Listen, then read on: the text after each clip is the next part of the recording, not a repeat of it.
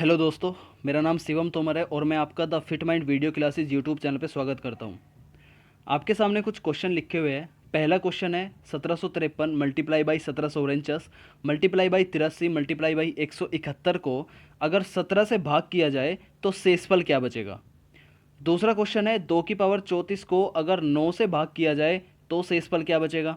और तीसरा क्वेश्चन है कि 37 की पावर 51 में इकाई का अंक क्या होगा। तो देखो हम कैसे करेंगे इन क्वेश्चन को जल्दी से। देखो अगर मैं 17 से 1753 को भाग करता हूं तो यहां शेषफल बच जाएगा, यहां शेषफल बचेगा 2, जिसको मैं ऐसे लिख सकता हूं प्लस का 2। ठीक है। 17 से जब मैं 1749 को भाग करूंगा तो मैंने देखा ये 17 के गुणज से 2 अंक कम है। ठीक है, तो इसको मैंने कम है तो इसको मैंने ऐसे लिख लिया -2। और 17 दूनी 34 17 51 17 चौक 68 17 पंजे 85, ये भी -2 अंक कम है और ये 1 अंक ज़्यादा है प्लस का 1। सभी की मल्टीप्लाई करेंगे तो 2 दूनी 4 दूनी 8, रिमाइंडर आ गया 8। तो पहला क्वेश्चन तो इस तरीके से कर लेंगे। दूसरा क्वेश्चन है 2 की पावर 34 को 9 से भाग करना है। तो देखो 2 की पावर 34 को मैं ऐसे लिख सकता हूँ 2 गुना 2 की पावर 3 की पावर 11 डिवाइडेड बाई 9। ये 2 की पावर 3 को मैं 8 लिख सकता हूँ। ये इससे -7 कम है, ये इससे -1 कम है, दोनों की मल्टीप्लाई करेंगे तो 7 आ जाएगा, यही इसका रिमाइंडर होगा। राइट। 37 की पावर 51 में इकाई का अंक बताना है। यहाँ 7 दे रखा है, यहाँ 51 है, तो 4 से भाग करेंगे हम 51 को। शेषफल बचेगा यहाँ पे 3, 7 की पावर 3 लिख देंगे, 7 2 7 49 और 9 7 63, इकाई का अंक आ गया 3। ठीक है। अब कैसे किए मैंने ये क्वेश्चन, अगर आपको इन तरीकों को समझना है और इतनी ही तेज़ी से इन क्वेश्चन को करना है तो इस वीडियो को पूरा देखो। देखो हम लोग पढ़ रहे हैं नंबर सिस्टम और आज की वीडियो में हम 2 टॉपिक कवर करेंगे। पहला टॉपिक होगा टू फाइंड रिमाइंडर यानी शेषफल ज्ञात करना, और दूसरा टॉपिक होगा टू फाइंड यूनिट डिजिट यानी इकाई का अंक ज्ञात करना। राइट।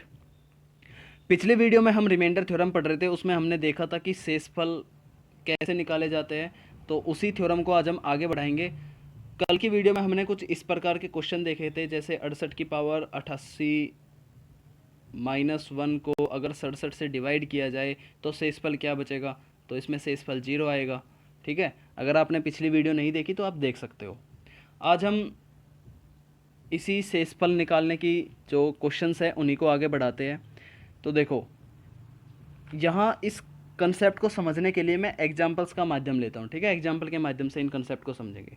और सबसे पहले मैं बेसिक सा एग्जाम्पल लेता हूँ। जैसे पहला एग्जाम्पल है कि अगर मैं 17 को 6 से डिवाइड करता हूँ तो शेषफल क्या बचेगा। तो आप कहोगे सर ये तो बहुत आसान है, ऐसे भाग करो, 6 दूनी 12, 5 शेषफल बचेगा। राइट। एक तरीका तो ये है कि आप भाग दो और ज्ञात कर लो कि शेषफल क्या बचेगा। एक तरीका ये है कि ये जो 6 है ना, हम 6 से भाग कर रहे हैं तो 6 के गुणज निकालो। 6 के गुणज क्या होते हैं, 6 के गुणज का मतलब है 6 का पहाड़ा, 6 एकम 6, 6 दूनी 12, 36 18, 6 चौका 24, ये सभी 6 के गुणज कहलाएंगे। अब हम जिस नंबर को भाग कर रहे हैं उसको ये देखो कि ये 6 के गुणज से कितने कम या कितने ज़्यादा है। ठीक है, तो 6 दूनी 12, ये जो 17 है ये 12 से 5 अंक अधिक है। अधिक है तो +5 लगा दो। ठीक है। और अगर ये नंबर प्लस में है, जैसे ये 5 अंक अधिक है ना, अधिक है तो प्लस में है, तो यही शेषफल होगा। आई बात समझ में, यही शेषफल होगा। ठीक है। लेकिन अगर ये नंबर नेगेटिव में होता, जैसे 6 का एक गुणज है 18, 18 से ये 1 अंक कम है, तो इसको हम 1 अंक कम है तो ऐसे माइनस लगा करके लिखेंगे -1। चूंकि ये नंबर नेगेटिव में आया है तो इसलिए 6 में से घटा तो 6 - 1 कितना आ गया, 5। तो तब भी शेषफल 5 ही आया। आया समझ में। अब जैसे अगला एग्जांपल मैं लेता हूँ कि 3 को अगर मैं 5 से डिवाइड करूँगा तो क्या शेषफल बचेगा। तो ये 5 से कितने अंक कम है, 2 अंक कम है, 2 अंक कम है तो माइनस लगा दो। ठीक है। और 5 में से 2 गए, 3 शेषफल बचेगा। देखो वैसे तो बहुत आसान तरीका है भाई, 3 5 से छोटा है तो ओबियसली शेषफल 3 ही बचेगा, लेकिन हम कंसेप्ट समझ रहे हैं। ठीक है, हम इन क्वेश्चन को सोल्व करने के कंसेप्ट समझ रहे हैं। अगर क्वेश्चन बड़े आएंगे तो हमें सेम कंसेप्ट लगा कर हम बड़े क्वेश्चन को भी सोल्व कर देंगे। ठीक है, तो हमें कंसेप्ट समझना है। तो कंसेप्ट क्या कहता है कि 5 के गुणज से हमें ये देखना है कि ये नंबर कितने कम या कितने ज़्यादा है। कम है तो माइनस लगा देंगे, ज़्यादा है तो प्लस लगा देंगे। अगर प्लस में आ रहा है तो वही शेषफल रहेगा। अगर माइनस में आ रहा है तो जिससे हम भाग कर रहे हैं उसमें से घटा दो, यानी 5 - 2 कर दो तो 3 शेषफल आएगा। आ गया कंसेप्ट समझ में। एक क्वेश्चन और बताऊं, देखो एक एग्जांपल है, अगर 13 को मैं 9 से डिवाइड करता हूँ तो क्या शेषफल बचेगा। तो 9 एकम 9, 9 से ये 4 अंक अधिक है तो +4 लिख लो, यही शेषफल बचेगा। ठीक है, या फिर इसके गुणज से कम देख लो, तो 9 दूनी 18, 18 से ये 5 अंक कम है तो -5 लिख दो, और माइनस में आया है तो 9 - 5 = तब भी 4 ही शेषफल बचेगा। बताओ कंसेप्ट आ गया समझ में। अब अगला एग्जाम्पल मैं ये कहता हूँ कि अगर जैसे 27 को मैं 10 से डिवाइड करता हूँ तो आप आसानी से कह दोगे कि रिमाइंडर यहाँ पे 7 बचेगा। ठीक है, कंसेप्ट क्या कहता है, 27 को मैं ऐसे भी तो लिख सकता हूँ 20 + 7। अब अगर मैं इसे 10 से डिवाइड करूँगा तो 10 से 20 तो पूरा कट गया, कितना बचा, सिर्फ 7 ही तो शेषफल बचा। ठीक है, तो अगर मान के चलो ये 277 होता और हम 100 से भाग कर रहे होते तो इसको मैं ऐसे लिख सकता हूँ 200 + 77/100, तब शेषफल कितना बचता, तब 77 शेषफल बचता। तो हमने क्या देखा कि नीचे जितनी जीरो है, ठीक है, नीचे जितनी जीरो है, नीचे 2 जीरो है तो हम 2 अंकों को छोड़ करके जो अंक बचे हैं उनको डिवाइड करते हैं, राइट। यहाँ नीचे देखो 1 जीरो थी तो हम एक अंक को छोड़ करके तब जो नंबर बचे थे 20 बचा था उसको डिवाइड कर रहे थे। ठीक है, तो यहाँ नीचे अगर 100 है, 10 है, 1000 है तो उसमें तो है ये कंसेप्ट, और बाकी के लिए हमें ये देखना है कि उसके गुणज से कितने कम या कितने ज़्यादा है। ठीक है, कुछ और एग्जांपल देख लेते हैं। जैसे एक एग्जांपल है 49 × 65 को डिवाइड करना है 9 से। तो देखो 9 चौक 36, 9 पंजे 45, कितने अंक ज़्यादा है, +4। यहाँ 9 सत्ते 63, कितने अंक ज़्यादा है, +2। बीच में क्या है, मल्टीप्लाई, तो रिमाइंडर कितना आ गया, 4 दूनी 8, शेषफल आ गया 8। जैसे अगला क्वेश्चन है 54। अगर आपको ये कंसेप्ट समझ में आ गया तो इस क्वेश्चन को अब आप करो। ठीक है, जो बच्चे यूट्यूब पे देख रहे हैं वो आंसर देंगे कमेंट बॉक्स में, और जिन्होंने ऑनलाइन बैच ज्वाइन किया हुआ है वो आंसर देंगे व्हाट्सअप पे, लेकिन आंसर सभी को देना है। ठीक है, आया कंसेप्ट समझ में। 8 से डिवाइड करना है इस नंबर को, तो शेषफल बताओ कितना बचेगा। अब जरा उस क्वेश्चन को कर लेते हैं, देखो इसी मेथड से जो हमने पहले क्वेश्चन किया था। क्वेश्चन था 1753 × 1749। इसी क्वेश्चन को मैं अब डिटेल में बता देता हूँ यहाँ पे। यहाँ देखो क्वेश्चन है 1753 1749 गुना 83 गुना 171 को अगर मैं 17 से डिवाइड करता हूँ तो क्या शेषफल बचेगा।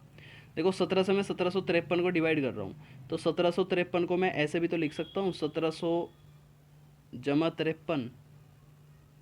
अब मैं 17 से डिवाइड कर रहा हूँ तो 17 से ये तो ख़त्म हो जाएगा, कितना बचेगा, सिर्फ 53। तो अब 53 में हम भाग करेंगे, 53 में हम 17 से भाग करेंगे तो 17 दूनी 34, 17 × 51, कितने अंक ज़्यादा है, 2 अंक ज़्यादा है, तो यहाँ पे +2 लिख लो। तो कंसेप्ट ये कहता है कि हम जिस जिस नंबर से हम भाग दे रहे हैं ना, तो हमें भाग देने के लिए सिर्फ लास्ट के ये 2 डिजिट देखने हैं। अगर यहाँ 3 नंबर होते, यहाँ 177 होता तो हम 3 अंकों तक देखते। ठीक है, ऐसे ही 1749 है, इसमें 1700 जमा 49, तो हमें सिर्फ 49 में देखना है। तो 17 दूनी 34, 17 × 51, कितने अंक कम है, माइनस के 2 अंक कम है। 17 पंजे 85, माइनस के 2 अंक कम है। और ये 17 धाम 170, प्लस के 1 अंक ज़्यादा है। ठीक है, बीच में इन सभी के मल्टीप्लाई है तो गुणा कर दो, माइनस माइनस प्लस हो जाएगा, 2 दूनी 4 दूनी 8, रिमाइंडर कितना आ गया, 8। आई बात समझ में। तो इस तरीके से हम शेषफल ज्ञात कर सकते हैं। अब कुछ शेषफल पूछ लिए जाते हैं फैक्टोरियल के। फैक्टोरियल क्या होता है, फैक्टोरियल को हिंदी में कहते हैं क्रम गुणित। क्रम गुणित, क्रम गुणित मतलब क्रम से गुणा। ठीक है, इसका बेसिक फॉर्मूला ये होता है कि जैसे n फैक्टोरियल है तो उसको मैं ऐसे लिख सकता हूँ n, n-1, n-2, और इन सब के बीच में गुना है, गुना मल्टीप्लाई इन सब के बीच में। ठीक है, कहाँ तक लिखना है, 3, 2, 1, 1 आ जाना चाहिए। ये तो है बेसिक फॉर्मूला। जैसे 5 फैक्टोरियल है तो 5 फैक्टोरियल का मतलब है 5 × 4 × 3 × 2 × 1। ठीक है, मतलब फैक्टर के रूप में लिखना, और ये सिंबल होता है, ये सिंबल होता है फैक्टोरियल का। 6 फैक्टोरियल को मैं ऐसे लिख सकता हूँ 6 × 5 × 4 × 3 × 2 × 1। बताओ बात आई समझ में। तो कई बार क्वेश्चन आ जाते हैं फैक्टोरियल से रिलेटेड कि शेषफल बताओ क्या होगा। जैसे मैं एग्जांपल ये लेता हूँ, जैसे 1 फैक्टोरियल है, +2 फैक्टोरियल है, ठीक है, +3 फैक्टोरियल है, प्लस 4 फैक्टोरियल है, कहाँ तक, मान के चलो 1000 फैक्टोरियल तक लेता हूँ मैं, और इसको डिवाइड करना है 8 से, तो शेषफल बताओ क्या बचेगा। ठीक है, तो देखो जब हम किसी नंबर को डिवाइड करते हैं ना, जैसे एक एग्जांपल बेसिक सा मैं ले रहा हूँ, जैसे 10 को अगर मुझे 2 से डिवाइड करना है, तो मुझे ये चेक करना है कि क्या ये संख्या 2 से कट जाएगी पूरी पूरी, है ना। पूरी पूरी कटने का मतलब है कि रिमाइंडर 0 होना, है ना। पूरी पूरी कटने का मतलब क्या है कि शेषफल 0 आएगा। तो इसके लिए मैं क्या करूँ, इस नंबर के फैक्टर कर लो। फैक्टर क्या हो गए, 5 गुना 2 इसके फैक्टर हो गए, ठीक है, और 2 से हम डिवाइड कर रहे हैं। तो हमें यहाँ पे ये चेक करना है कि हमने जिस संख्या के फैक्टर किए हैं, अगर उस फैक्टर में से कोई एक भी नंबर, उस फैक्टर में से कोई भी एक नंबर इस 2 से कट जाएगा, तो ये पूरी की पूरी संख्या 2 से कट जाएगी। तो यहाँ देखो 10 के फैक्टर मैंने 5 गुना 2 किए और ये 2 से कट गया, तो इसका मतलब ये 10 पूरा पूरा कट जाएगा, 2 से पूरा पूरा कट जाएगा, इसका मतलब रिमाइंडर 0 आएगा। ठीक है, जैसे 60 है, 60 को अगर मैं 4 से भाग करता हूँ और मुझे ये चेक करना है कि इसको भाग करने पर रिमाइंडर कितना आएगा, या फिर ये संख्या क्या पूरी पूरी कट जाती है, तो 60 के फैक्टर को मैं ऐसे लिख सकता हूँ क्या, 5 गुना 4 गुना 3 अपॉन 4। ठीक है, अब देखो इसका एक फैक्टर 4 से पूरा पूरा कट रहा है, तो इसका मतलब ये संख्या पूरी पूरी कट जाएगी, इसके लिए रिमाइंडर कितना आएगा, 0 आएगा। बात आई समझ में। ठीक है, तो अब अपने क्वेश्चन पे आओ।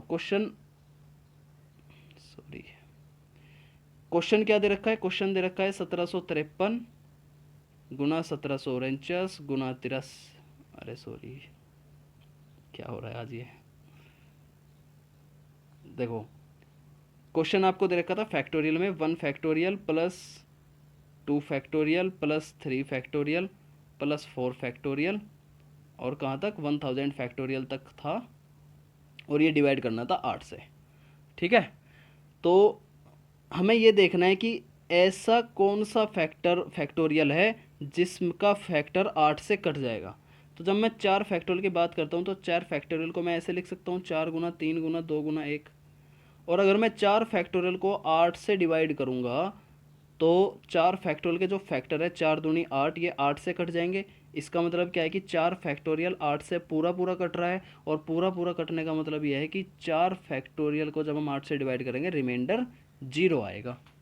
ठीक है, तो 4 फैक्टोरियल के लिए अगर रिमाइंडर 0 आ गया, तो 4 फैक्टोरियल के आगे के जितने भी फैक्टोरियल है उनके लिए भी 0 ही आएगा। क्यों आएगा, जैसे 5 फैक्टोरियल है, तो 5 फैक्टोरियल को मैं ऐसे भी तो लिख सकता हूँ, 5 गुना 4 फैक्टोरियल। भाई 5 फैक्टोरियल ऐसे लिखते हैं ना, 5 गुना 4 गुना 3 गुना 2 गुना 1, और 4 गुना 3 गुना 2 गुना 1 को मैं 4 फैक्टोरियल लिख देता हूँ, और 4 फैक्टोरियल 8 से कट चुका है, तो 5 फैक्टोरियल का जब एक फैक्टर 8 से कट गया, तो इसका मतलब ये भी 0 ही आएगा। तो कहने का मतलब यह है कि अब 4 फैक्टोरियल के आगे के जितने भी फैक्टोरियल हैं उन सभी के लिए 0 रिमाइंडर आएगा, तो इसके लिए 0, बाकी आगे के लिए सभी के लिए 0। ठीक है, क्या बच गया, ये नंबर्स बच गए सिर्फ। ठीक है, तो मेरे को नेक्स्ट पेज पे करते हैं, ये यहीं कर लेते हैं, रुको। तो क्या बच गया, 1 फैक्टोरियल 2 फैक्टोरियल 3 फैक्टोरियल 4 फैक्टोरियल तो 0 हो गया, को डिवाइड करना है 8 से। ठीक है, तो देखो 1 फैक्टोरियल की वैल्यू कितनी होती है, 1, तो यहाँ तो रिमाइंडर बच गया 1, बीच में है प्लस। 2 फैक्टोरियल की वैल्यू कितनी होती है, 2, तो यहाँ रिमाइंडर बच गया 2, फिर प्लस। 3 फैक्टोरियल की वैल्यू कितनी होती है, 6 होती है। ठीक है, और 6 8 से कितना कम है, 6 8 से कितना कम है, 2 अंक कम है, तो -2 लगा दो। ठीक है, तो यहाँ रिमाइंडर आ गया -2। अब बीच में सबके प्लस है, तो ये +2 ये -2 ये ख़त्म, तो रिमाइंडर कितना आ गया, 1 आ गया। कंसेप्ट बताओ आया समझ में, नहीं आया। एक क्वेश्चन और देख लेते हैं यहाँ पे, जैसे दे रखा है कि 1 factorial plus 2 factorial plus 3 factorial plus 4 factorial plus 5 factorial, और प्लस कहाँ तक 1000 फैक्टोरियल को डिवाइड करना है 10 से। तो शेषफल बताओ क्या आएगा, देखो 10 है, अब जिस भी फैक्टोरियल के फैक्टर 10 से कट जाएंगे उसका रिमाइंडर 0 आएगा। तो मैंने 5 फैक्टोरियल देखा, 5 फैक्टोरियल को मैं ऐसे लिख सकता हूँ, 5 गुना 4 गुना 3 गुना 2 गुना 1, अब 5 दूनी 10, इसका मतलब ये 10 से पूरा पूरा कट रहा है, तो 5 फैक्टोरियल 10 से पूरा पूरा कट रहा है, यानी यहाँ के लिए 0 और इससे आगे के लिए सभी के लिए 0। कौन कौन से बचे, सिर्फ ये बचे अब। ठीक है, तो इसके लिए रिमाइंडर कितना आ गया, 1, इसके लिए रिमाइंडर कितना आ गया, +2, 3 फैक्टोरियल की वैल्यू कितनी होती है, 6 होती है, तो रिमाइंडर कितना आ गया 6। और इसकी वैल्यू कितनी होती है 4 फैक्टोरियल की, 24। 4 फैक्टोरियल को ऐसे लिख सकते हैं ना, 4 गुना 3 गुना 2 गुना 1, तो 2 तिया 6 चौका 24, और 10 से 24 को भाग करेंगे तो रिमाइंडर कितना बच गया 4। अब इन सभी को जोड़ो, 6 4 10 और 3 13। अब 13 को 10 से डिवाइड करेंगे तो रिमाइंडर कितना आ गया प्लस का 3, यानी 3 रिमाइंडर इसका आ गया। इस तरीके से हम शेषफल ज्ञात कर सकते हैं फैक्टोरियल वाले नंबर के। ठीक है, तो अगर आपको कंसेप्ट समझ में आ गया होगा तो एक क्वेश्चन करो। क्वेश्चन है 1 factorial plus 2 factorial plus 3 factorial, और कहाँ तक 1000 फैक्टोरियल तक है, और ये डिवाइड करना है 12 से। शेषफल बताओ क्या बचेगा। ये क्वेश्चन आपको करना है अब। ठीक है, अच्छा अगला एग्जाम्पल है, उसे मैं ही कर देता हूँ। जैसे आपको क्वेश्चन दे रखा है 12899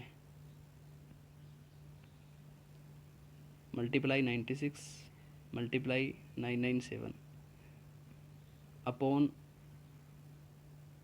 100। ठीक है, तो देखो इसको कैसे सोल्व करेंगे। जब मैं 100 से 12899 को भाग करूंगा, तो मैंने बताया 2 जीरो है तो 2 अंकों पे ही हम बात करेंगे, क्योंकि 12899 को मैं ऐसे भी तो लिख सकता हूँ ना, 12800 जमा 99। अब ये तो पूरा पूरा कट जाएगा, तो इसकी तो बात ही खत्म हुई। हम बात करेंगे 99 की। 99 100 से कितने अंक कम है, -1 का अंक कम है, तो इसको -1 लिख लो। 96 100 से कितने अंक कम है, 4 अंक कम है, तो इसको -4 लिख लो। 997 जब हम 100 से भाग करेंगे तो हम 97 पे भाग करेंगे सिर्फ, और कितने अंक कम होगा, -3 अंक कम होगा। ठीक है, इनकी मल्टीप्लाई कर लो, 4 तिये 12, 12 एकम 12, और वो -12 आ गया। जब नंबर माइनस में आ जाए तो 100 में से घटा दो, 100 - 12 कितना हो गया 88। तो इसका शेषफल कितना आया 88, इसका शेषफल आया। आई बात समझ में। अब कुछ इस प्रकार के क्वेश्चन पूछ ले जाते हैं शेषफल में, कि जैसे 35 की पावर 113 को अगर 9 से भाग किया जाए तो क्या शेषफल बचेगा। तो देखो 9 चौक 36, इसके गुणज से ये 1 अंक कम है, तो -1 लिख लिया मैंने, तो -1 की पावर 113 हो गया। अब -1 की पावर कोई ओड नंबर है तो कितना आंसर आएगा, -1 ही आएगा। ठीक है, नंबर नेगेटिव में आ रहा है तो 9 में से घटा दो, 9 - 1, शेषफल कितना आ गया 8। बात समझ आई। दूसरा एग्जाम्पल है, जैसे 2 की पावर 33 है को हम भाग कर रहे हैं 9 से, तो इसको मैं ऐसे लिख सकता हूँ कि 2 की पावर 3 की पावर 11 भाग कर रहे हैं हम 9 से। क्यों लिखा मैंने ऐसा, क्योंकि मुझे यहाँ एक ऐसा नंबर चाहिए जो 9 के गुणज के आसपास हो, तो 2 तो बहुत दूर है। तो जब मैंने 2 की पावर 3 किया तो इसको अब मैं 8 की पावर 11 लिख सकता हूँ अपॉन 9। अब देखो ये 8 9 के आसपास है या नहीं है। ठीक है, कितने अंक कम है, 1 अंक कम है, तो -1 लिखेंगे, तो ये -1 की पावर 11 हो गया। ओड नंबर है 11, तो -1 ही आ गया। माइनस आया है तो 9 में से घटा दो, 9 - 1 8, इसका आंसर आ गया। तो शेषफल कितना आया 8। अब एक एग्जाम्पल है जो पहली स्लाइड में था, 2 की पावर 34 को अगर मैं 9 से भाग करता हूँ तो शेषफल कितना आएगा। तो देखो इसको मैं ऐसे लिख सकता हूँ, 2 × 2 की पावर 33 बटे 9। 2 इंटू इसको 33 को मैं ऐसे लिख सकता हूँ, 2 की पावर 3 की पावर 11 बटे 9, इसको मैं 8 लिख सकता हूँ। अब देखो ये 2 तो इससे -7 अंक कम है, और ये इससे -1 अंक कम है, दोनों की मल्टीप्लाई करेंगे तो 7 एकम 7, यही इसका रिमाइंडर आ गया। बात आई समझ में। अगर बात समझ में आई तो अगला एग्जाम्पल है वो आपको करना है, कि 2 की पावर 110 को अगर मैं 9 से डिवाइड करता हूँ तो क्या शेषफल बचेगा, ये आपको करना है। ठीक है, अब यहाँ शेषफल से रिलेटेड एक क्वेश्चन और पूछ लिया जाता है इस तरीके का, कि जैसे 23 की पावर 10 माइनस 2 की power 10 is not divided by, is not divided by, ये क्वेश्चन दे रखा है और इसके 4 ऑप्शन दे रखे हैं। ये पूछा है कि ये जो संख्या है ये किस संख्या से डिवाइडेड नहीं है। इनमें से 4 ऑप्शन दे दिया। पहला ऑप्शन है 5, दूसरा ऑप्शन है 4, तीसरा ऑप्शन है 3, और चौथा ऑप्शन है 7। तो देखो इन क्वेश्चन को कैसे करेंगे। एक फॉर्मूला होता है, फॉर्मूला कह लो या ट्रिक कह लो। फॉर्मूला ये होता है कि अगर a की पावर n माइनस बी की पावर n कोई नंबर है, इस फॉर्म में कोई नंबर है, और उसमें ये जो n है ये अगर कोई इवन नंबर है, तब ये संख्या मेरी a प्लस बी और a माइनस बी दोनों से डिवाइड हो गई। अगर कोई संख्या इस फॉर्म में है और उसमें n इवन नंबर है, तब ये संख्या a प्लस बी और a माइनस बी दोनों से डिवाइड होगी। ठीक है, तो ये देखो ध्यान से, इस क्वेश्चन में देखो, ये a की पावर n माइनस बी की पावर n के फॉर्म में नहीं है क्या, और n इसमें इवन नंबर भी है क्योंकि n 10 है। ठीक है, इवन नंबर है, तो इसका मतलब यह है कि ये a प्लस बी मतलब 23 प्लस 2, और a माइनस बी मतलब 23 माइनस 2 दोनों से डिवाइड होगी। 23 प्लस 2 को मैं 25 लिख सकता हूँ, 23 माइनस 2 को मैं 21 लिख सकता हूँ, 25 के फैक्टर को मैं 5, दिखाई दे रहा है यहाँ पे, 5 गुना 5 लिख सकता हूँ, 21 के फैक्टर को अगर मैं करूँ तो 3 गुना 7 लिख सकता हूँ। ठीक है, और फैक्टर के बारे में अभी मैंने आपको बताया कि जो फैक्टर है वो नंबर को डिवाइड कर देता है। ठीक है, तो इसका मतलब ये जो संख्या है ये 5 से भी डिवाइड हो जाएगी, ये 3 से भी डिवाइड हो जाएगी, ये 7 से भी डिवाइड हो जाएगी, किससे डिवाइड नहीं होगी, 4 से डिवाइड नहीं होगी। देखो 5 से भी डिवाइड हो रही है, 3 से भी हो रही है, 7 से भी हो रही है, 4 से डिवाइड नहीं होगी, तो यही इसका आंसर होगा। आई बात समझ में? तो एक बार इन फॉर्मूले को नोट कर लो। ये जो फॉर्मूले है, पहला फॉर्मूला ये है कि अगर a की पावर n माइनस बी की पावर n है, और इसमें ये जो n है ये अगर कोई इवन नंबर है, ये अगर कोई इवन नंबर है, तब ये जो संख्या है ये a प्लस बी और a माइनस बी दोनों से डिवाइड हो जाएगी। दूसरा फॉर्मूला है कि अगर a की पावर n माइनस बी की पावर n है, और उसमें ये जो n है ये अगर ओड नंबर है, तब ये संख्या सिर्फ a माइनस बी से डिवाइड होगी। ठीक है, तीसरा फॉर्मूला है कि अगर a की पावर n प्लस बी की पावर n है, और इसमें ये n कोई ओड नंबर है, तब ये संख्या a प्लस बी से डिवाइड हो जाएगी। ठीक है, इन फॉर्मूले का प्रूफ देखें।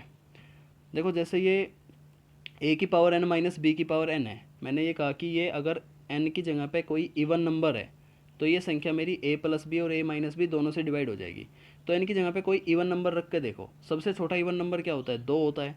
तो a की पावर 2 माइनस बी की power 2, A square minus B square का फॉर्मूला क्या होता है, a plus B A minus B, यानी ये तो इसके फैक्टर बन गए a plus B A minus B. तो इसका मतलब यही तो है कि ये संख्या a प्लस बी से भी डिवाइड हो जाएगी, ये संख्या a माइनस बी से भी डिवाइड हो जाएगी।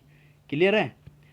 जैसे अगला फॉर्मूला है कि a की पावर n माइनस बी की पावर n में n कोई ओड नंबर हो, n कोई ओड नंबर हो, तो सबसे छोटा ओड नंबर रख के देखो, a की क्यूब माइनस बी की क्यूब, इसका फॉर्मूला क्या होता है, a minus B A square plus B square plus A B, ये होता है। तो यहाँ फैक्टर में a माइनस बी आ रहा है, इसका मतलब ये संख्या a माइनस बी से डिवाइड हो जाएगी।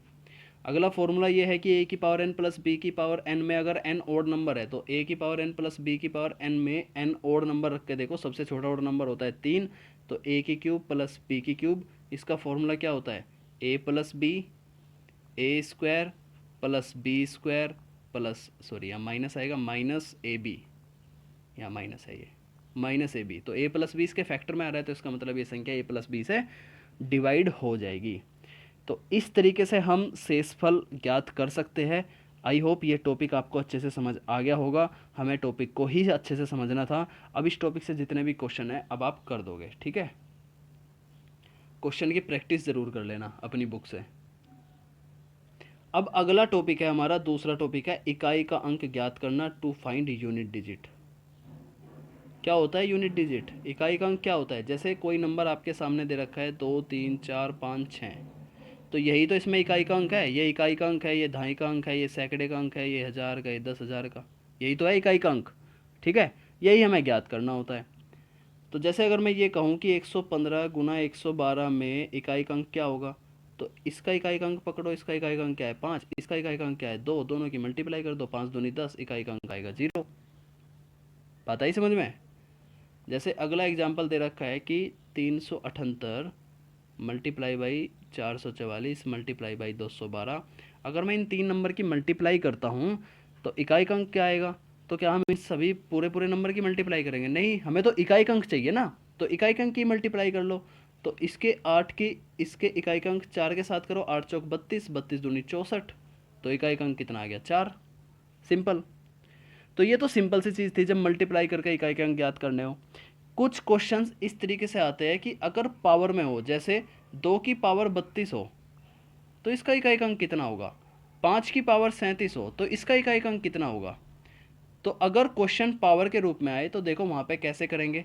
इनको मैंने 3 पार्ट्स में कैटेगराइज किया है। देखो नंबर कितने होते हैं हमारे, 0 से लेकर के 9 तक होते हैं ना, 0 1 2 3 4 5 6 7 8 9। यही तो होता है इकाई के अंक, बाकी तो फिर दहाई के अंक आ जाते हैं, 10 11 12 ये तो दहाई के अंक होते हैं, 7 8 9। तो इन नंबर को थोड़ा मैंने कैटेगराइज किया है, इससे आपको याद रह जाएगा।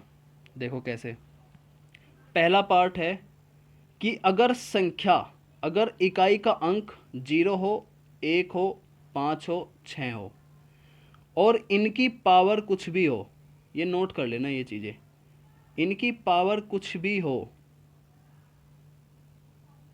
तो इकाई का अंक सेम रहेगा। इकाई का अंक क्या रहेगा? सेम रहेगा, सेम। ठीक है, जैसे अगर मैं ये कहूँ कि 11 की पावर 37, तो पावर कुछ भी हो, यहाँ पे एक आ रहा है ना, एक की पावर कुछ भी हो तो इकाई का अंक एक ही रहेगा, राइट। अगर मैं ये कहता हूँ कि 25 की पावर 36, तो यहाँ 5 आ रहा है, पावर कुछ भी हो, इकाई का अंक सेम रहेगा। ठीक है, अगर मैं ये कहता हूँ कि 36 की पावर 136, तो यहाँ 6 आ रहा है, इसकी पावर कुछ भी हो, इकाई का अंक सेम रहेगा। तो इस तरीके से हम इन क्वेश्चंस को कर सकते हैं। पार्ट फर्स्ट बताओ समझ आया नहीं आया। सेकंड पार्ट में मैंने दो नंबर रखे हैं, एक है 4, एक है 9। ठीक है, तो देखो पहले इनके फॉर्मूले नोट करो। अगर 4 की पावर कोई इवन नंबर है, 4 की पावर अगर कोई इवन नंबर है, तब यूनिट डिजिट आएगा 6, तब यूनिट डिजिट आएगा 6, इकाई का अंक आएगा 6। ठीक है, अगर 4 की पावर कोई ओड नंबर है, तब इकाई का अंक आएगा 4। बात समझ आई? ऐसे ही 9 की है, 9 की पावर अगर कोई इवन नंबर है, 9 की पावर अगर कोई इवन नंबर है तो इकाई का अंक आएगा 1, और अगर 9 की पावर कोई ओड नंबर है तो इकाई का अंक आएगा 9। ठीक है, याद रख सकते हो। देखो अगर ऐसे याद नहीं रहते तो ऐसे याद रखो। मैंने क्या कहा, 4 की पावर इवन नंबर है, 4 की पावर इवन नंबर, एक छोटा इवन नंबर पकड़ लो, मान के चलो 4 की पावर 2 है, तो 4 की पावर 2 की वैल्यू कितनी होती है? 16। इसमें इकाई का अंक कितना है? 6 है। तो इसका मतलब 4 की पावर अगर इवन नंबर है तो 6 इकाई का अंक आएगा। अगर 4 की पावर ओड नंबर है तो सबसे छोटा ओड नंबर 3 है, 4 की पावर 3 की वैल्यू कितनी होगी? 4 गुणा 4 गुणा 4, 4 चौक 16, चौका 64, इकाई का अंक आएगा 4। ऐसे ही 9 में 9 की पावर इवन है तो 9 की पावर 2 81 आएगा, इकाई का अंक आ गया 1। 9 की पावर 3 है तो इकाई का अंक आएगा 9। ऐसे आप याद रख सकते हो। थर्ड पार्ट देखो इसका। अब जो संख्या बच गई, कौन कौन से बच गए? 2 3 7 8। देखो इन संख्याओं को आपको ध्यान रखना है, 2 3 7 8 कैसे याद रहेगी? इनके बारे में दो चीज़ें हैं। एक चीज़ तो ये है कि ये जो संख्याएं है ना, ये संख्याएं जिस भी नंबर के लास्ट में आ जाएगी उसका एक तो कभी परफेक्ट स्क्वायर नहीं होगा, perfect square root, sorry, perfect square root कभी नहीं होगा उसका। एक तो ये बात है इनके बारे में। ठीक है, परफेक्ट स्क्वायर रूट कैसे? मतलब जैसे 38 है तो 38 का परफेक्ट स्क्वायर रूट नहीं निकल सकता क्योंकि इसके लास्ट में 8 आ गया। ठीक है, तो इन नंबर्स को आप इस तरीके से ध्यान रख सकते हो। एक तो इनका परफेक्ट स्क्वायर रूट नहीं निकलता, दो बातें इनके बारे में। और दूसरी बात यह है कि ये जिस भी नंबर के लास्ट में आ जाए, जिस भी नंबर के लास्ट में आ जाए और उसकी पावर जो भी दे रखी हो, तो ऐसे याद करेंगे। देखो हाँ, जैसे 2 की पावर 32 है तो 2 आ रहा है। ठीक है, 2 की पावर कितनी है? 32 है, तो 2 इन नंबर में से है। तो जब भी इन नंबर्स के यूनिट डिजिट निकालने हो तो यूनिट डिजिट निकालने के लिए तरीका ये है कि इनकी पावर को 4 से भाग करो, इनकी पावर को 4 से भाग करो। ठीक है, अगर पावर 4 से पूरी पूरी कट जाती है, जैसे ये 32 है, 4 अट्ठे 32 पूरा पूरा कट रहा है, कोई शेषफल नहीं बच रहा, तो वहाँ पावर की जगह पे रखो 4, पावर की जगह 4 रख के तब क्वेश्चन निकालो। ठीक है, तब क्वेश्चन सोल्व करो। अगर ये पूरे पूरे नहीं कटते, कोई शेषफल बचता है, जैसे पावर है, पावर को अगर मैं 4 से भाग करता हूँ, कोई शेषफल बच जाता है, तब पावर की जगह पे वो शेषफल रखो और तब क्वेश्चन को सोल्व करो। ठीक है, ये दोनों पॉइंट नोट कर लो। इसमें 4 से भाग करना है।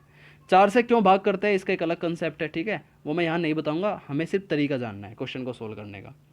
तो अब जैसे यही एग्जांपल है, 2 की पावर 32, हमें इसका यूनिट डिजिट बताना है। तो 2 की पावर 32 है, यहाँ 2 है, 4 से भाग करेंगे, 4 अट्ठे 32, 32 पूरी पूरा कट रहा है, इसमें कोई शेषफल नहीं बच रहा। ठीक है, पूरा पूरा कट रहा है, कोई शेषफल नहीं बच रहा, तो हम 2 की पावर क्या करेंगे? 4 रखेंगे। मैंने क्या बताया? जब पावर पूरी पूरी कट जाए तो 4 रखेंगे। ठीक है, तो 2 की पावर 4 की वैल्यू कितनी आ गई 16, तो यूनिट डिजिट कितना आ गया 6। आई बात समझ में। वहीं अगर ये होता 2 की पावर 33, तो अब ये पूरा पूरा नहीं कट रहा, तो कितना शेषफल बच रहा है। अगर मैं 4 से 33 को भाग करता हूँ तो शेषफल कितना बच रहा है, एक शेषफल बच रहा है। तो अब इसी शेषफल को हम रखेंगे 2 की पावर 1 रखेंगे इस पावर की जगह पे, तो यूनिट डिजिट कितना आ जाएगा, इस बार यूनिट डिजिट आ जाएगा 2। बात आई समझ में, ठीक है। अब कुछ एग्जाम्पल देख लेते हैं इसके। जैसे पहला एग्जाम्पल है कि 1240 की पावर 35, इसका यूनिट डिजिट बताओ कितना आएगा। तो यहाँ 6 है, 6 में पावर कुछ भी हो तो यूनिट डिजिट सेम रहेगा, सिंपल सी चीज़ है, ठीक है। दूसरा एग्जाम्पल जैसे 952 है, 952 है ये, इसकी पावर अगर 67 है तो यूनिट डिजिट बताओ कितना आएगा। तो देखो यहाँ 2 दे रखा है, यहाँ 2 है तो पावर को हम 4 से डिवाइड करेंगे, 4 से जब हम 67 को डिवाइड करेंगे तो कितना आएगा, कितना शेषफल बच जाएगा। क्या ये पूरा पूरा कट रहा है, 4 एकम 4, 6 में से 4 गए 2, 4 छिक्की 24, कितना शेषफल बच रहा है, 3 शेषफल बच रहा है। तो हम यहाँ पे 2 की पावर, वो जो शेषफल बचा है पावर की जगह पे वो शेषफल रख लेंगे, 2 की पावर 3, तो कितना यूनिट डिजिट आएगा, 8 यूनिट डिजिट आएगा। कर लोगे ऐसे। जैसे अगला एग्जाम्पल है कि 3 की पावर 37,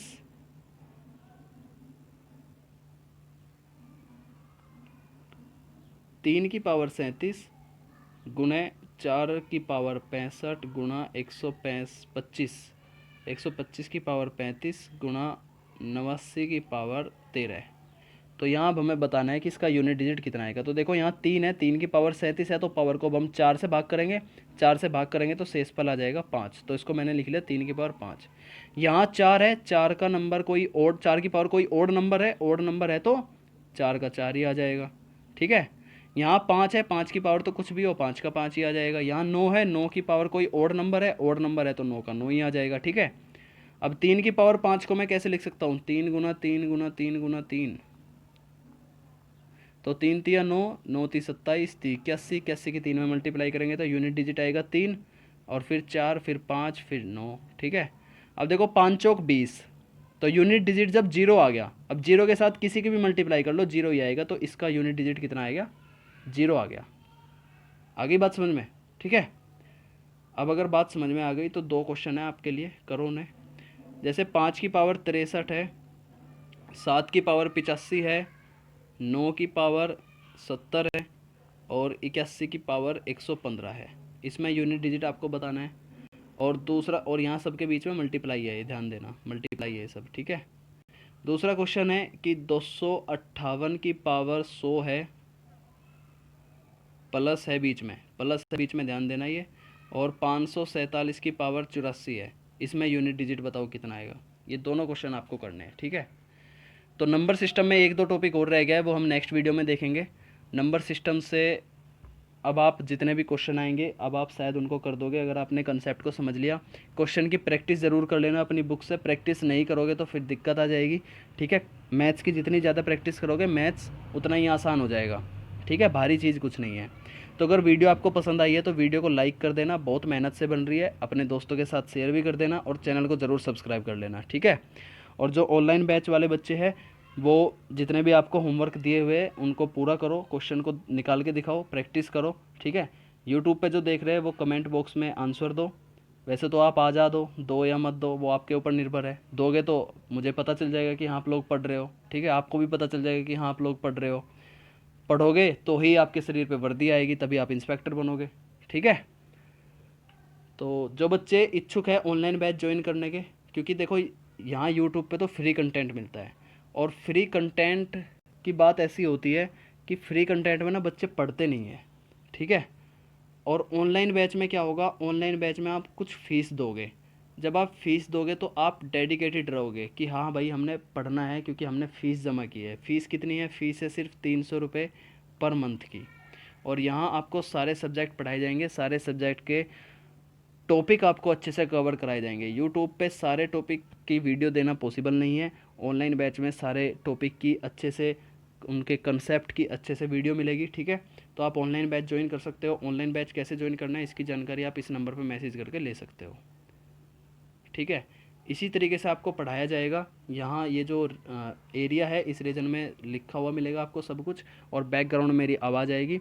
आपको क्या है, आपको समझना है, ठीक है। आपको मेरा चेहरा नहीं देखना, आपको मेरी बातें सुन करके इस क्वेश्चन को समझना है और क्वेश्चन को सोल्व करना है, और अपने लिए एक रैंक हासिल करनी है, मेरिट में नाम लाना है, ठीक है।